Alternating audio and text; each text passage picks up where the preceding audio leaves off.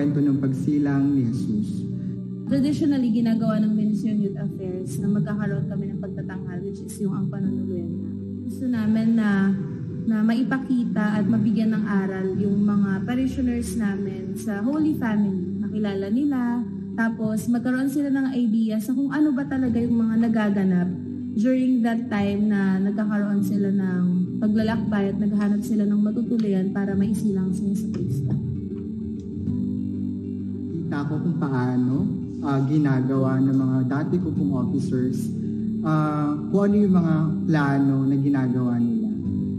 Tumatak sa akin ng mga panahon na yon na napakagandang gawain ito na dapat ipagpatuloy ng mga kabataan upang patuloy din na makapagbigay ng liwanag at pag-asa tuwing Kapaskuhan at mabigay natin kung ano ba talaga ang kwento ng unang Pasko.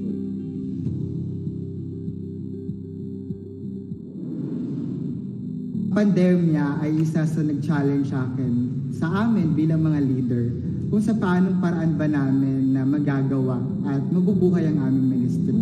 Since nagkaroon ng pandemic, ang daming na-adjust, ang daming nagbago. Yung mga ibang gawain tuwing Pasko, lahat yon medyo hindi na ibalik pa sa dati.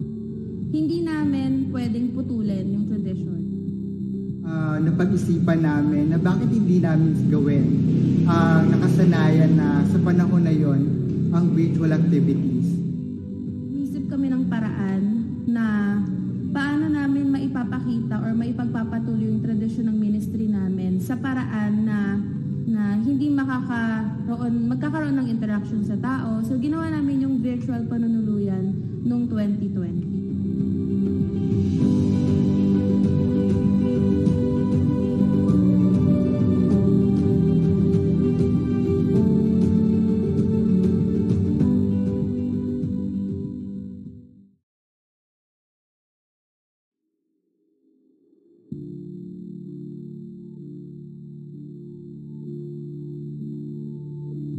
Noong 2020, naisa katuparan namin yung virtual panunuluyan.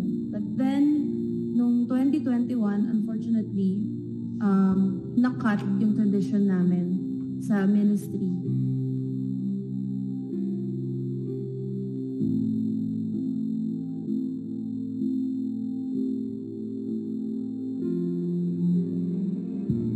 Akala ko 2020 simula na para mapagpatuloy namin yung magagandang likha patungkol sa kwento ng panunuluyan. Pero hindi. Isa sa pinakamahirap na taon bilang mga officer at bilang ministry ang taon ng 2021. Maraming pagkakataon na gusto na namin sumuko, personally bilang coordinator. Maraming pagkakataon na nawawala na ng pag-asa na magpatuloy. Narito yung mga kabataan na nawala na ng panahon sa ministry, nakalimutan ang paglilingkod, nakalimutan ko anong halaga ng paglilingkod. Ngunit sa mga pagkakataong iyon, sa mga panahon na kailangan na gustong-gusto ko ng sumuko, doon yung mga panahon na naisip ko na baka kung mas sumuko kami, mas lalong mawala yung ministry. Pinili namin na magpatuloy bilang mga leader ng mga kabataan. Dahil naniniwala ako na may dahilan ng lahat. Hindi man naging ganong kadali ang panahon ng 2021. Masasabi ko pa rin itong mahalaga na taon para sa ministry para malaman namin kung ano yung mga dapat namin ayusin. So, hoping na sana sa susunod na taon, mas mapabongga at mas mapaayos natin yung panunuluyan.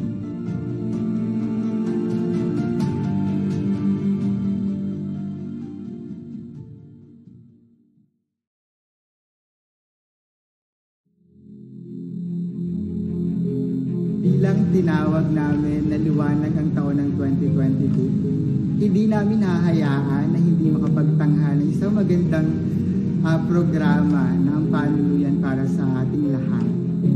Ngayong taon, mas papagandahin, mas bibigyan ng buhay ang mga karakter, mas bibigyan ng magagandang musika magagandang kwento at magagandang boses para mas lalong maintindihan at lalong mas makapagbigay pag-asa sa mga taong manonood.